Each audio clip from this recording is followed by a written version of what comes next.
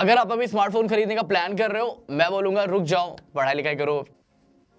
Actually दिसंबर तक में India में बहुत सारे ऐसे स्मार्टफोन्स लॉन्च होने वाले हैं जो वैल्यू फॉर मनी होंगे। मतलब अगर अभी आप पुराना वाला मॉडल जाकर के लोगे तो हो सकता है आपको डिस्काउंट पे मिल जाए, 5-6 हजार रुपए कम पे मिल जाए। बट जब वो वाले प्रोडक्ट लॉन्च होंगे ना, तो आपको फिर रिग्रेट होगा कि यार अगर मैं थोड़ा सा रुक जाता तो ये वाला डिवाइस मेरे पास में होता, और वो 5-6 हजार रुपए इन्वेस्ट करना वर्थ इट होगा। अभी मार्केट में दो टाइप के लोग होंगे जिनको स्मार्टफोन बाई करना होगा। एक ऐसे लोग होंगे जिनके फोन में डिफेक्ट होगा, उनको अर्जेंटली बाई ही करना पड़ेगा, उनके पास में कोई ऑप्शन नहीं है। बट हाँ, अगर आप लोग भी किसी से फोन बोरो कर सकते हो 2-3 महीने के लिए, तो बोरो कर लो और उस समय की लेटेस्ट डिवाइसेस बाई कर लेना। और दूसरे ऐसे लोग होंगे जिनको बस कुछ ना कुछ बाई करना है डिस्काउंट देख करके, तो आप लोग तो पक्का रुक ही जाओ, 2-3 महीने के बाद ही कुछ ना कुछ बाई करना। एंड बिलीव मी, मैं हर प्राइस रेंज की डिवाइस के बारे में बात करने वाला हूँ। Redmi Note सीरीज लॉन्च होने वाली है, Vivo का X300 सीरीज लॉन्च होने वाला है, Oppo का Find X9 लॉन्च होने वाला है, OnePlus 15 लॉन्च होने वाला है और iQOO 15 लॉन्च होने वाला है, Reno 15 भी आने वाला है। बट अब बात ये आती है, हम में से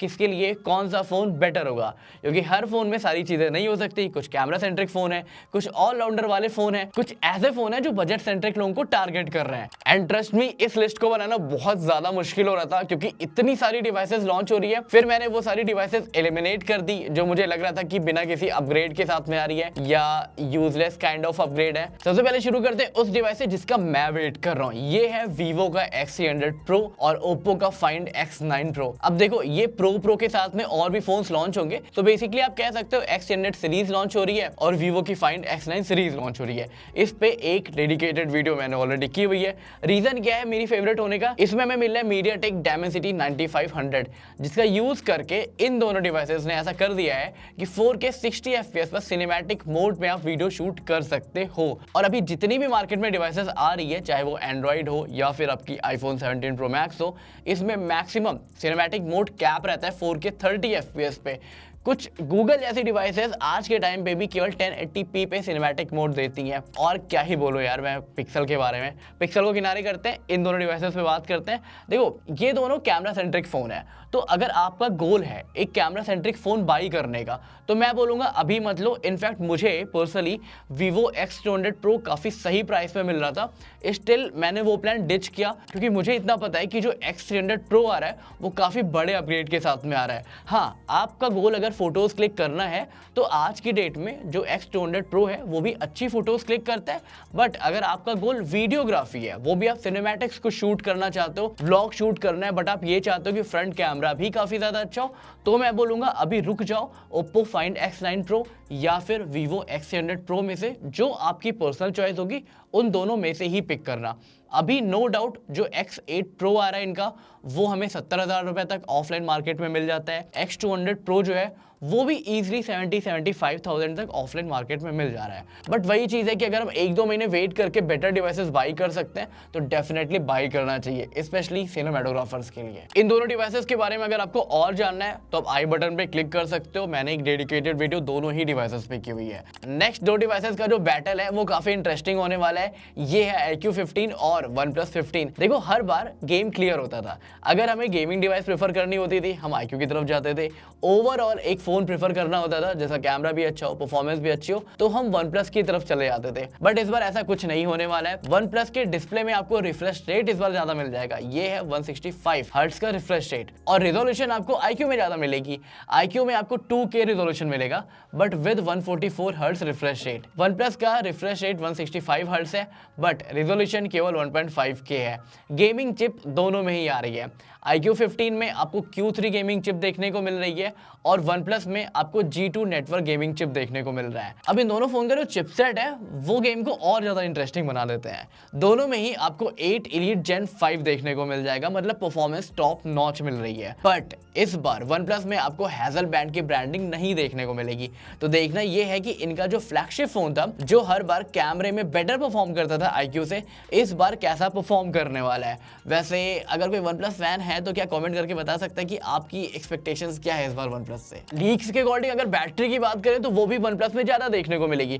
iQOO 15 आने वाला है 7000 mAh की बैटरी के साथ में, और OnePlus 15 आने वाला है 7300 mAh की बैटरी के साथ में इंडियन वर्जन में। बट वहीं पे अगर आप चार्जिंग की बात करोगे तो वो भी वन प्लस में बेटर है। 120 वॉट की चार्जिंग OnePlus 15 सपोर्ट करेगा और 100 वॉट की चार्जिंग आपका iQOO 15 सपोर्ट करेगा। देखो, एक कंक्लूजन मैं पहले दे दूं, अगर प्राइस में डिफरेंस होता है 10,000 से ज़्यादा का या 8,000 से ज़्यादा का, तो डेफिनेटली iQOO 15 एक बेटर डील रहने वाली है।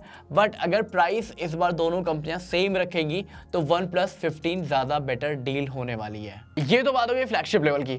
अब बात कर लेते हैं मिड रेंजर्स के लिए। अगर आपका बजट 40,000 रुपये के आसपास है तो दो सीरीज़ काफ़ी अच्छी लॉन्च हो रही है। ओप्पो की Reno 15 सीरीज़ लॉन्च हो रही है, Redmi Note 15 सीरीज़ भी लॉन्च हो रही है। Redmi Note 15 सीरीज़ रिलेटिवली सस्ती होगी और वो ऐसे यूज़र्स को टारगेट करेगी जिनको 20-25 हज़ार रुपये के आसपास का फ़ोन चाहिए, और Reno 15 सीरीज़ ऐसे यूज़र्स को टारगेट करेगी जिनको 35,000-38,000 रुपये के आसपास का फ़ोन चाहिए। यहाँ पे दोनों ही सीरीज़ में मैं कोई कंपैरिजन नहीं कर रहा, बट स्पेसिफिकेशन के बेसिस पे एक आइडिया दे रहा हूँ कि कौन सा फ़ोन आपके लिए ज़्यादा बेटर होगा। सबसे पहले बात कर लेते हैं Reno 15 सीरीज़ की। एक्सपेक्टेड है कि Reno 15 के दो फ़ोन लॉन्च होंगे, एक 15 लॉन्च होगा, एक 15 Pro Max लॉन्च होगा। नाम यार थोड़ा चेंज कर सकते हैं हम लोग क्या, मतलब Oppo Reno 15 Pro Max। खैर, अगर डिस्प्ले की बात करें तो Reno 15 Pro Max में आपको 6.78 इंच की डिस्प्ले मिल जाएगी, और जो कॉम्पैक्ट साइज़ वाला है उसमें आपको 6.32 इंच की डिस्प्ले देखने को मिलेगी। दोनों ही 1.5K रिजोल्यूशन वाली डिस्प्ले होने वाली है। दोनों ही फ़ोन ट्रिपल कैमरा सेटअप के साथ में लॉन्च होने वाले हैं। मेन हाईलाइट ये है कि मेन सेंसर आपका 200 मेगापिक्सल का होगा, पेरिस्कोप वाला 50 मेगापिक्सल का होगा, अल्ट्रा वाइड वाला भी 50 मेगापिक्सल का होगा, और चिपसेट की बात करें तो MediaTek Dimensity 8450 चिपसेट होगी। इस बार देखो डिवाइसेस काफ़ी ज़्यादा परफेक्ट लॉन्च हो रही है, बट जो मेन गेम होगा, अट्रैक्शन पॉइंट होगा, वो प्राइस पॉइंट का होने वाला है। अब आ जाते हैं Xiaomi की मोस्ट अवेटेड Note 15 सीरीज पे, जो बजट यूजर्स को टारगेट करेगी। अगर आपका बजट 20,000 से 25,000 रुपए के आसपास है तो आप इन फोन के लिए वेट कर सकते हो। Note 15 लॉन्च होने वाला है, Note 15 Pro लॉन्च होने वाला है, Note 15 Pro Plus लॉन्च होने वाला है। इनका जो बेस वेरिएंट है Note 15 मॉडल, वो मेरे हिसाब से इस बार उतना कुछ एक्साइटिंग नहीं आएगा, बट प्रो मॉडल से हम एक्सपेक्ट कर सकते हैं अगर वो अच्छे प्राइस रेंज में आएगा। प्रोसेसर की बात करें तो Dimensity 7400 अल्ट्रा चिपसेट इस बार देखने को मिल सकती है इंडियन वेरिएंट में। बाकी कैमरे की बात करें तो मेन 50 मेगापिक्सल का होने वाला है, अल्ट्रा वाइड वाला 8 मेगापिक्सल का होने वाला है, और वहीं पे जो फ्रंट फेसिंग कैमरा है वो 20 मेगापिक्सल का होने वाला है। बैटरी इस बार हो सकता है आपको 7000 mAh की देखने को मिले। तो इस बार आप ये कह सकते हो कि रेडमी का जो मेन टारगेट है वो परफॉर्मेंस बिल्कुल भी नहीं है। परफॉर्मेंस आपको ठीक ठाक सी देखने को मिलेगी प्राइस के अकॉर्डिंग, और कैमरा भी यार कुछ खास मैं नहीं एक्सपेक्ट कर रहा हूँ Xiaomi से कि अच्छे कैमरे बना के देंगे, बट हाँ बैटरी डिसेंट लेवल की देखने को मिल सकती है, और मेरे हिसाब से इस फोन का प्राइस होना चाहिए 20,000 रुपये। बाकी जो प्रो प्लस मॉडल है वो ट्रिपल कैमरा सेटअप के साथ में लॉन्च होगा। मेन कैमरा 50 मेगापिक्सल का होगा, टेलीफोटो वाला भी 50 मेगापिक्सल का होगा, और अल्ट्रा वाइड वाला सेम होगा जो आपको प्रो मॉडल पे देखने को मिलेगा 8 मेगापिक्सल का। फ्रंट फेसिंग कैमरा 32 मेगापिक्सल का होगा, और अगर बैटरी की बात करें तो इसमें भी 7000 mAh की बैटरी आपको मिल जाएगी। बट हाँ, प्रोसेसर में एक मेजर चेंजेस है। प्रो वाला MediaTek के साथ में आ रहा था, ये वाला Snapdragon 7S Gen 4 के साथ में आएगा। इस वीडियो के लिए फिलहाल इतने रखते हैं, बाकी आप कमेंट करके बताना कि इन सब में से आप किस डिवाइस का वेट सबसे ज्यादा कर रहे हो।